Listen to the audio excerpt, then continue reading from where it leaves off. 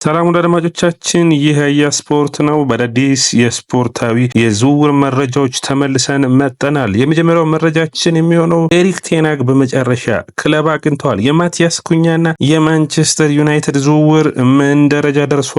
አርሰናል የግብ ጠባቂያቸውን ከዚህ በፊት በአርሰን ዌንገር ጊዜ በ19 ዓመቱ መጥቶ በአርሰናል ድንቅ ብቃቱን ያሳየው በተለይ አርሰናል የኤፍኤ ካፑን ዋንጫ ሲያሸንፍ ለመጨረሻ ጊዜ የአርቴታ ቡድን ስብስብ የነበረው ኤሚ ማርቲኔዝን መልሶ የማስፈረም ፍላጎት አላቸው የሚሉ መረጃዎች ወጥተዋል። በሊቨርፑል ቤት ስራዎቹ በሚገባ ተጠናክረው ቀጥለዋል። ሊቨርፑል ሚሎስ ኬርኬዝን ለማስፈረም የመጨረሻ ያለውን ጥያቄ ለማቅረብ እያሰበ ይገኛል። ሊቨርፑሎች ዝውውሩ ሳይከፈት ሶስቱን ተጫዋቾች ሪቻርድ ሂውስ እንደሚያስፈርሙ ተማምነዋል። ፍሎረንት ዊርትዝ፣ ጀርሚ ፍሪምፖንግን እና እንዲሁም ደግሞ ሚሎስ ኬርኬዝን ለማምጣት ያስባሉ። ማንቸስተር ሲቲ ቤት ስናቀና ጃክ ግሪሊሽ ጉዳይ አነጋጋሪ እንደሆነ እንደቀጠለ ነው የሚገኘው። ምክንያቱም ከዛሬው ስብስብ ውጭ ሆኗል።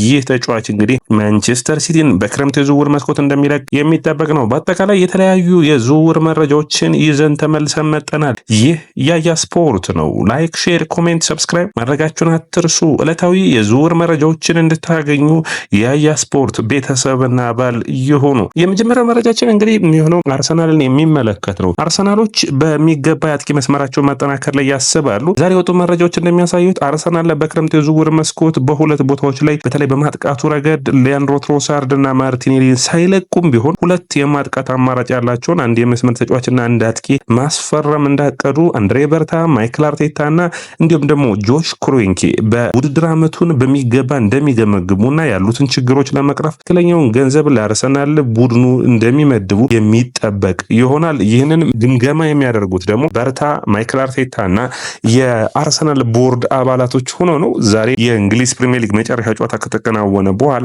ያንን የሚያደርጉ ይሆናል ተብሎ ይጠበቃል። ተጠባቂ የሚያደርገው እንግዲህ አርሰናል በዚህ ሁኔታ ላይ ያለ የአጥቂ ፍላጎታቸው ነው። እንግዲህ አንዱ የሚሆነው አርሰናሎች አሁንም ቢሆን ሮድሪጎን ለማስፈረም ጥረቶችን እያደረጉ ነው የሚገኙት። ሮድሪጎ ከብራዚል ብሔራዊ ቡድን ጋር የማይካተት ይሆናል። ካርሎ አንቸሎቲ የሚመሩት የብራዚል ብሔራዊ ቡድን ውስጥ ስብስብ ውስጥ የማይካተት ይሆናል በጉዳት ምክንያት ነው። ስለዚህ የሮድሪጎን ውሳኔ እየጠበቁ ግን ዛሬ መድፈኞቹ ከብዙ ተጫዋቾች ጋር ስማቸው ተያይዘዋል። በተለይ እንደ አዲስ እየተወራ የሚገኘው ኬረን ሚቱማን ነው። ይህንን የ27 ዓመት ከዚህ በፊት ሊያንድሮ ትሮሳርድን ባስፈረሙበት መንገድ ከብራይተን ለማስፈረም የ27 ዓመቱን ኬረን ሚቱማን ይፈልጋሉ።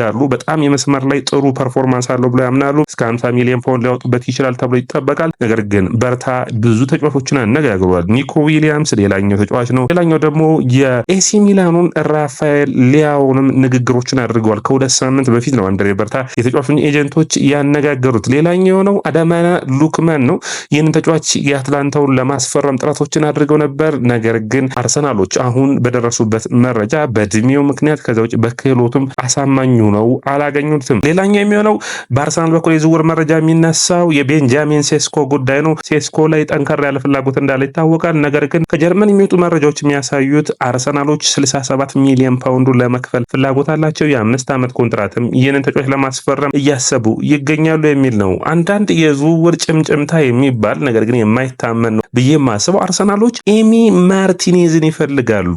የቀድሞ የአርሰናል ግብ ጠባቂ ማይክል አርቴታ ወደ አስቶን ቪላ በ18 ሚሊዮን ፓውንድ የሸጠው ኤሚ ማርቲኔዝን አርሰናሎች መልሰው ለማስፈረም ይፈልጋሉ።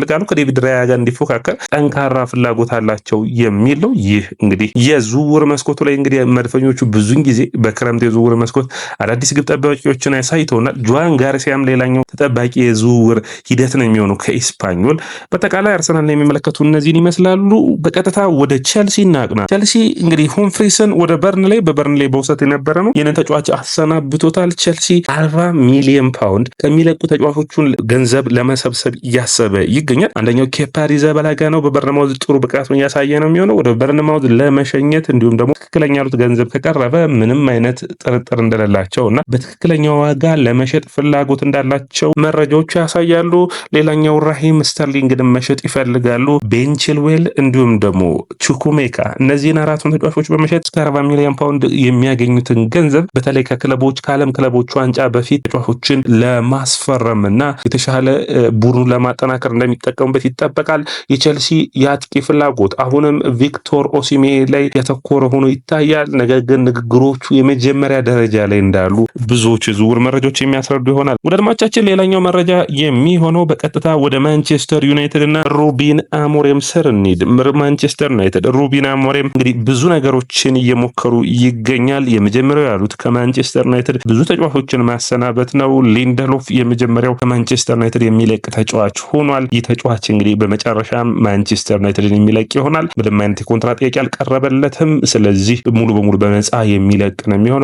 የጆኒ ቫንስ የሚጠበቅ ነው የሚሆነው፣ እሱም ይለቃል ተብሎ ይታሰባል። ሌሎች ተጫዋቾችንም ለመልቀቅና የተሻለ ቡድኑን ማዋቀር ላይ እንደሚሰሩ ይጠበቃል። የብሩኖ ፈርናንዴዝ መቆየትና መልቀቅም ጉዳይ ትንሽ አከራካሪ ሊሆን ይችላል። ነገር ግን አልሂላል ትክክለኛውን ገንዘብ ካቀረበ ብሩኖ ፈርናንዴዝ፣ አሌክሳንደር ጋርናቾን ሁሉንም የስብስብ ውስጥ ያሉትን ጥሩ ተጫዋቾች ማሰናበትና እንደ አዲስ ቡድኑን መገንባት ያስባሉ። ከነዚያ ውስጥ ደግሞ ማቲያስ ኩኛ የመጀመሪያውና ቀዳሚው ሆኖ መነሳት የሚጠበቅበት ነው። ማቲያስ ኩኛ እንግዲህ የማንቸስተር ዩናይትድ የዚህ ልጅ 62.5 ሚሊዮን ፓውንድ የውል ማፍረሻውን ለመክፈል ፍላጎት እንዳላቸው እንዲሁም ደግሞ ወደ ማንቸስተር ዩናይትድ እንደሚያቀና በግል ጉዳይ እንደተስማማ ለወልቭስ ጓደኞቹ ተናግሯል ይላሉ እንግዲህ የዝውውር መረጃዎቻችን። ወደ አድማጮቻችን ሌላኛው የሚሆነው እንግዲህ ማንቸስተር ዩናይትዶች በአማካኝ በኩል እንግዲህ ሩቢን አሞሪም የሚሰሩበት ፍጥነት ያለው ኢንተንሲቲ የምንለው ማለት ነው። ከዛ ውጭ ደግሞ በፊዚካሉ ለፕሪሚየር ሊጉ የሚመጥኑ ጥሩ ተጫዋቾችን ማዘዋወር ላይ ይሰራሉ። በተለይ በፕሪሚየር ሊጉ ፕሩቭን የሆኑ ተጫዋቾችን 1 2 3 ብለው ማምጣት ይፈልጋሉ። ታዳጊዎችን ማዘዋወር ይፈልጋሉ ከፕሪሚየር ሊጉ። እንዲሁም ደግሞ ከማንቸስተር ዩናይትድ ታዳጊ ቡድንም ብዙ ተጫዋቾችን ወደ ዋናው ቡድን እንደሚያመጡ የሚጠበቅ ነው የሚሆነው። ማንቸስተር ዩናይትድን ስናወራ ግን የቀድሞ አሰልጣኛቸው ኤሪክ ቴን ሃግ በመጨረሻው ወደ እግር ኳስ ተመልሰዋል። ባየር ሊቨርኩሰን እንደማሰልጠን ሙሉ በሙሉ ተስማምተዋል። የ2 ዓመት ኮንትራትም የሚፈርሙ ይሆናል። ሴስክ ፋብሬጋዝ የባየር ሊቨርኩሰን ተመራጭ ሰው ነበር። ነገር ግን በኮሙ መቆየት ፍላጎት እንዳለው አረጋግጧል። በቀጥታ በዝውውር መስኮቱ ላይ በክረምት የዝውውር መስኮት የእንግሊዝ ሻምፒዮን የሆነው የዘንድሮ ውድድር ዓመት ሊቨርፑል በሚገባ ስራዎችን እያጠናቀቀ ይገኛል። ጀርሚ ፍሪምፖንግ የመጀመሪያው ፈራሚ ሆኗል። አሁን ደግሞ ፍሎረንት ዌዝን በሚመለከት ሙሉ በሙሉ ተስማምተዋል ከልጁ ጋር። አሁን የቀረው ከባየር ሊቨርኩሰን ጋር ድርድሮቹ እንደቀጠሉ ናቸው። ድርድሩ ላይ አስቸጋሪ ያደረገው የጭማሪዎቹ ጉዳይ ነው፣ አድኦኖቹ ማለት ነው። እንግዲህ ሊቨርፑል የሚያስበው 100 ሚሊዮን ዩሮ በቀጥታ የሚከፈል ከዛ በኋላ ብቃቱን የሚመለከት እስከ 50 ሚሊዮን ዩሮ ከ30 እስከ 50 ሚሊዮን ዩሮ ለመክፈል ነው። ነገር ግን ባየር ሊቨርኩሰኖች በቀጥታ የሚከፈለው ገንዘብ ከፍ እንዲላላቸው ይፈልጋሉ። እስከ 120 ሚሊዮን ዩሮ እንዲሆን ከዛ በአጠቃላይ 150 ሚሊዮን ዩሮ ጠቅላላ ፓኬጁ እንዲሆን ያስባሉ። እንግዲህ ሊቨርፑል ከፍተኛ ዋጋ የሚወጣበት ተጫዋች ነው የሚሆነው ፍሎረንት ዊርትዝ።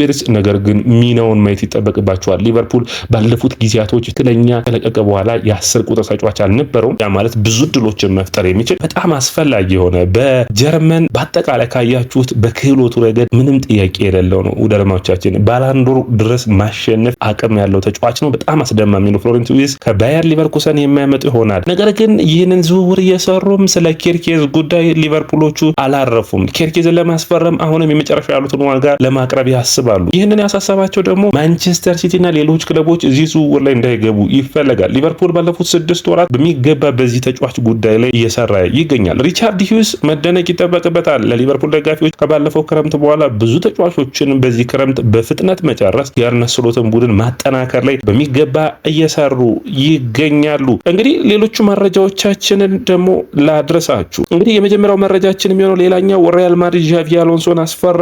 ቫልቬርዴ በጉዳት በክለቦች ዓለም ዋንጫ ላይ የማይኖር ይሆናል። ዣቪ አሎንሶ እስከ ሰኔ 2028 በሊቨርፑል ቤት ይቆያል። ትሬንት አሌክሳንደር አርኖልድ ሁይሰንን በምርጫው በጥሩ ፐርፎርማንስ ዣቪ አሎንሶ እንግዲህ የመጀመሪያዎቹ ፈራሚዎች ሆነውለታል። አልቫሮ ኬርኬዝ ደግሞ ሌላኛው ፈራሚ ነው የሚሆነው። ስለዚህ እነዚህን ተጫዋቾች በማጣመር የሚጠበቅ ነው የሚሆነው። ፔፕ ጋርዲዮላና ማንቸስተር ሲቲ ኬቨን ዲብሩይናን እንግዲህ መልቀቅ ላይ አሁንም የተረጋገጠ ነገር ነው። ኬቨን ዲብሩይና በቀጥታ የናፖሊ ተጫዋች የመሆን ዕድሉ እየሰፋ መጥቷል። ምክንያቱም ካላችሁኝ ደግሞ በኔፕልስ እንግዲህ የአንቶኒዮ ኮንቴ ግርማ ሞገስና የአንቶኒዮ ኮንቴ ስራ እየተደነቀ ይገኛል። ትክክለኛውን ተጫዋችም ማምጣት ይፈልጋሉ። አንደኛው የሆነው እንግዲህ ይህንን ተጫዋች ማምጣት ነው። በተለይ በጣም በጥሩ ክህሎቱ የሚታወቀው ኬቨን ዲብሩይና የናፖሊ አማካይ ክፍል ከማክቶሜናይ ጋር ጥሩ ሚናዎችን ልናይ እንችላለን። ነገር ግን ማክቶሜናይ የውድድር ዓመቱ ምርጡ ተጫዋች ተብሏል። የውድድር ዓመቱ ምርጡ የሴሪያው አማካኝ ደግሞ ፔፕ ራይንደርስ ነው። ራይንደርስን ለማምጣት እንግዲህ ማንቸስተር ሲቲዎች ደግሞ እስከ 60 ሚሊዮን ፓውንድ ለኤሲ ሚላን ለመክፈል ይፈልጋሉ። ማንቸስተር ሲቲ ኬቨን ዲብሬናን ብቻ ሳይሆን ጃክ ግሪሊሽንም በዚህ ክረምት የሚለቁ